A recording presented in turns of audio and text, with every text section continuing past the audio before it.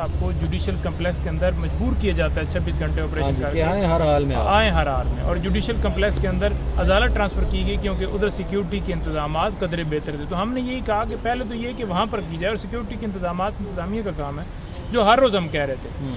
آج عدالت نے بھی بڑا واضح طور پر اٹارنی جنرل کو کہا کہ اس کے اوپر آپ ڈیسیجن لیں. اچھا, جسٹس میاں گل حسن اورنگزیب صاحب کا مائنڈ ڈسکلوز سا نہیں ہوا کہ ٹرائل صحیح نہیں ہو رہا؟ ہمیں کچھ ایسا تاثر ایک دفعہ ملا کہ وہ سمجھ گئے ہیں کہ جیل میں کچھ گڑبڑ ہو رہی ہے ٹرائل میں.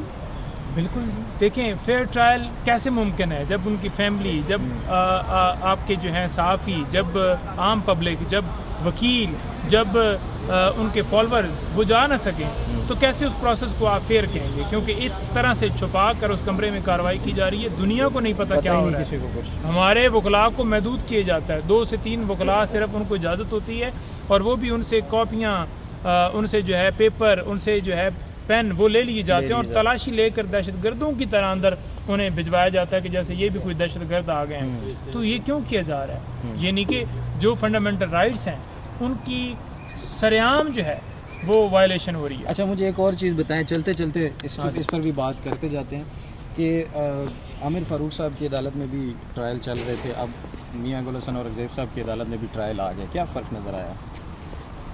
دیکھیں, فرق یہ نظر آیا کہ کم سے کم ایک تو سماعت جو ہے وہ جلدی ہوئی, اور دوسرے نمبر پر فرق یہ آیا کہ انہوں نے جو ہے وہ دیکھا کہ واقعی فیئر ٹرائل جو ہے وہ نہیں ہو رہا, اور وہاں پر جب درخواست تھی تو وہاں پر تو انہوں نے کہہ دیا کہ وہ ان کی مرضی ہے جی, اور ان کے اپنے کنسرن ہیں.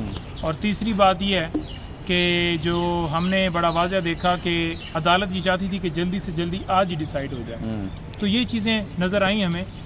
بیسیکلی تو مقصد یہی ہوتا ہے نا کہ جب آپ کسی شخص کو اس موقع کے اوپر انصاف نہیں دیتے اور 50 سال بعد دیتے ہیں تو پھر اس کا فائدہ نہیں ہوتا. اب آج دیکھیں نا کہ آج وہ مشرف کی درخواستیں لگ رہی ہیں, یا ایک بندے کے اوپر اسے سزائے موت ہوئی ہے 2002 میں, وہ اپیل کرتا ہے 2010 میں جا کر, اور اس کا فیصلہ ہوتا ہے 2016 میں. پتہ چلتا ہے جی کہ 2009 میں وہ فوت ہو گیا, حالانکہ سپریم کورٹ نے کہہ دیا کہ جناب اسے بری کر دی جائے. آگے دیکھیں جی بری کس کو کرنا ہے, وہ تو غلط فیصلے کی وجہ سے بیچارہ فوت ہو گیا, تو اسے سزا دے دی گئی ہے. تو اس انصاف کا فائدہ کوئی نہیں ہوتا.